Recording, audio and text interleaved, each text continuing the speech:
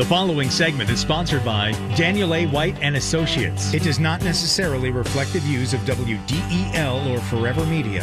News and issues that affect the First State. Stay tuned for Del Aware PM Edition, starting at 6. Now, back to the Rick Jensen Show on WDEL. Well, I've been a happy camper client of Dan White for many, many years, financial planner specializing in retirement income. It's never too soon, really, to start talking with a pro like Dan about the future, because it happens a lot sooner than you think.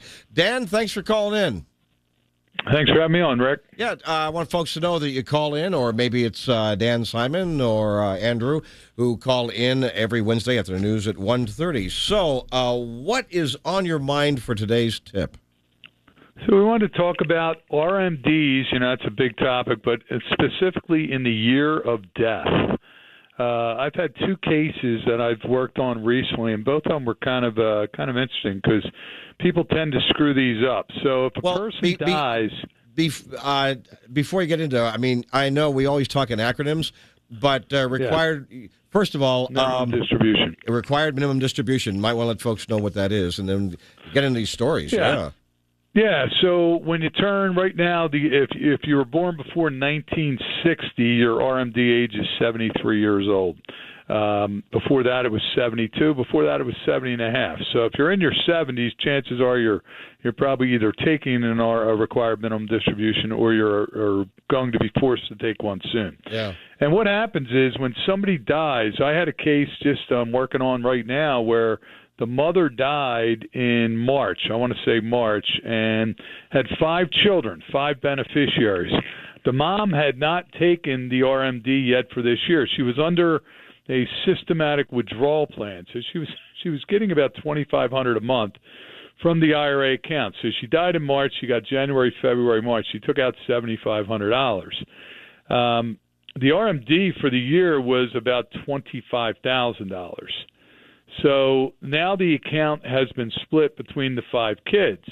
And while I'm working with one of the kids who's in his late 50s or early 60s, and I said, well, was the RMD taken yet? And he didn't even know, so we had to call the other, the advisor mom was working with. We had to find out whether or not it was taken. He said, no, it wasn't.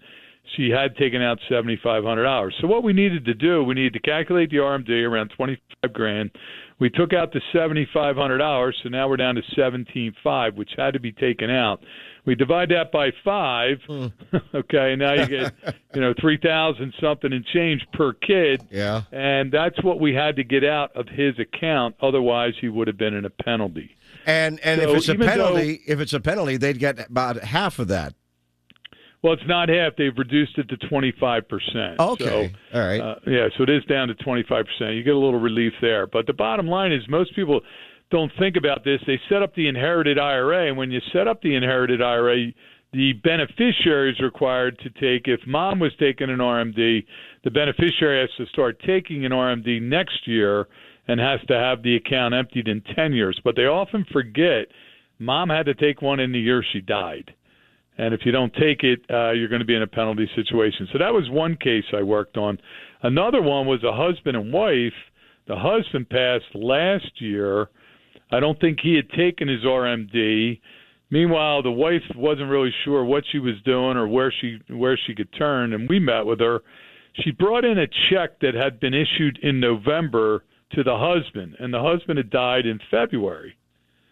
So what it looked like to me was the account where the husband had the money, he had set up the RMD automatically like every November. But then he died in February, so he hadn't gotten the RMD out. They mailed the check in November. I guess the wife had not done anything with the account up until that time. So we had to call the company. We had to explain that the husband was deceased, that they could not cash this check. We needed it stopped, paid, and reissued to the wife so that they could get the RMD out for 2023. This sounds annoyingly complicated. Yeah, I mean, it's, there's so many things to think about when somebody dies, and this is not top of the list by any means. And this is where people can get into trouble. They just think, how do we go about transferring things? And most people don't know the rules, and if they don't, it usually ends up with the government making some money on penalties. And I'll tell folks I'm glad that Dan's my advisor, because my dad passed in 2019 and made my brother and myself thousandaires. So that didn't save much, but just the same, I like the concept of that relatively small amount of money being able to earn more interest, compound more interest in a tax preferred way. So it's not being taxed until I decide, okay, I'm going to take this out. But every year there is a required minimum distribution. That's a calculation based upon, in this case, my dad's birth and death and my life. Account value and his age. Yeah, and my life expectancy, I guess. And as a talk show host, they say, well, it's a lot shorter than most people. No, I'm kidding. But anyway. You did hit the nail on the head. You did hit the nail on the head, Rick. So, for example, the one case I was working on this week where, again, he had to take the 1/5 of the RMD out of his account for mom. His inheritance, the inherited IRA, was around $100,000. So if he takes the $100,000 all at once, what's the problem there? He's got to pay tax on $100,000. Versus the RMD is only going to be if he takes it over 10 years, you can stretch that $100,000 out. It's earning interest, and maybe you get 10, 12. 12 grand a year out. That's not going to hit you with as big a tax bite as taking 100 out all at once. Well, that plus the way I look at it, you tell me if I'm wrong, is that more and more of that interest earned is going to pay the taxes as opposed to the principal. Right. Exactly. So if you can earn interest on it while it's in that 10-year period, you might even make up the tax bite with the money you earned. So what do you suggest people do then? For example, in these two situations, there's no way anyone could avoid these problems, these hassles, or what should people do? Well, I think the first thing when somebody dies and you're trying to get an inventory of the assets, you don't make any unless it's the end of the year. I mean, obviously, if somebody dies in December and they have to get the RMD out and it's not out yet, you got 30 days. But if somebody dies and the bottom line is don't make any rash decisions.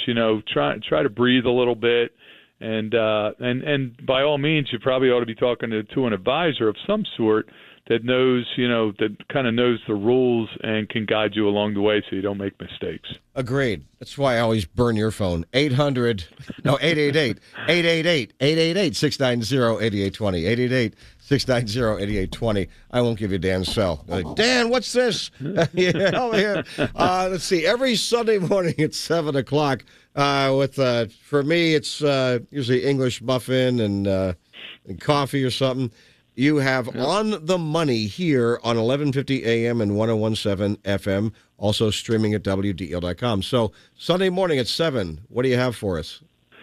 This week's kind of interesting. It's called Bridging the Gap Between Retirement and Social Security at the age of 70. Everybody wants to say, hey, yeah, I'll hold off till 70. I get the 8% credits, but I'm not working till 70. I'm quitting at 65. So how do you bridge that gap between age 65 if you want to hold off on Social Security till 70? We're going to talk about that Sunday morning. Wow, I'll be listening because, I'm frugal and I want to hold off till 70. So absolutely. Thanks a lot. All right, Dan White and Associates. You can actually type in all the characters, danwhiteandassociates.com, because he was an early adopter and didn't realize, you got to type that in every time. Just bookmark it, man. Bookmark it on your laptop, your phone, whatever. Or give him a call at 888-690-8820. He always gives you great advice. Thanks, Dan. Thank you, Rick. Have a great day. All right. Thanks so much.